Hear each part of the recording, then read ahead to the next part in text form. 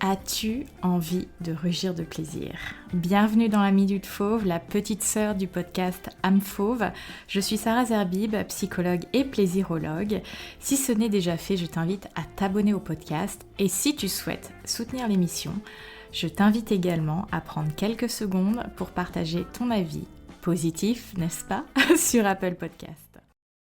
Sur les réseaux sociaux, nous baignons dans des discours body positifs, de s'aimer soi-même, et que ça se fait dès lors qu'on le décide. Et peut-être que toi aussi, tu as décidé d'avoir confiance en toi, de faire confiance à ton corps.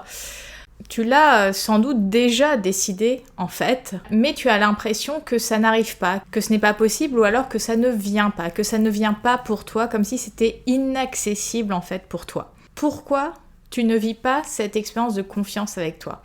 Ce que l'internet ne nous dit pas, ce que les réseaux sociaux ne nous montrent pas, c'est que la confiance en soi ne vient pas, non pas parce qu'on l'a décidé, mais par l'expérience. Mais alors, qu'est-ce que ça veut dire l'expérience? Je vais te partager mon anecdote d'hier pour que tu puisses comprendre et vraiment avoir un exemple très très concret. D'ailleurs, cet exemple, je l'ai partagé dans mes stories Instagram, donc je t'invite à aller me suivre du côté d'Instagram sur le compte âme fauve. Alors, chaque semaine, pour celles et ceux qui me suivent, vous savez, tu sais peut-être que je vais 2 fois à la piscine, généralement les mercredis et les dimanches. Et que ma séance dure en général 45 minutes à 1 heure. Ça, c'est ma base habituelle dans le monde idéal, quand tout va bien. Sauf que cette semaine, entre les coupures de ma ligne de métro, ma piscine préférée qui est fermée pour vidange, et tout un tas d'autres petits grains de sable qui sont venus perturber mon organisation, mercredi, je ne me suis pas retrouvée à la piscine. J'aurais pu laisser tomber tout simplement ma séance du milieu de la semaine, parce que 1, c'est pénible de trouver des alternatives, 2, j'étais fatiguée, 3, la flemme, 4, pas le temps, et je pense que ces excuses, elles peuvent te parler, ce sont toujours les mêmes excuses qu'on se donne, quelles que soient les situations. Malgré tout, j'ai été à la piscine jeudi après-midi, et pour une durée seulement entre guillemets de 30 minutes. Ce n'était pas ma meilleure séance, ce n'était pas la meilleure piscine que j'ai faite pour aller nager, ce n'était pas non plus les meilleures conditions, mais je l'ai fait.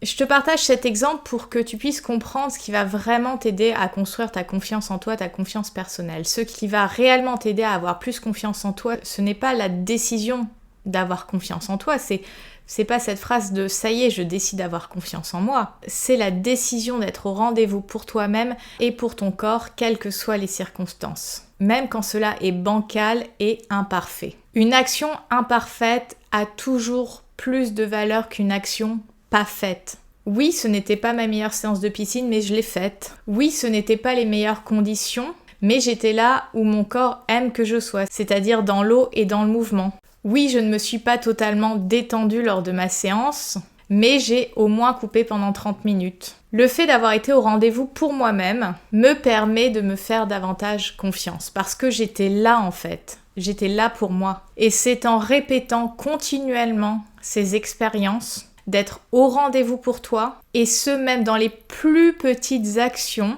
que tu vas éprouver de plus en plus confiance en toi. Parce que tu vas devenir une personne fiable avec toi-même. Et les personnes fiables, ce sont des personnes de confiance et on a envie de faire équipe avec elles. Alors commence à cultiver ce travail d'équipe avec toi et toi-même pour gagner en confiance. La question que j'ai envie de te poser ici et maintenant, ça va être la suivante.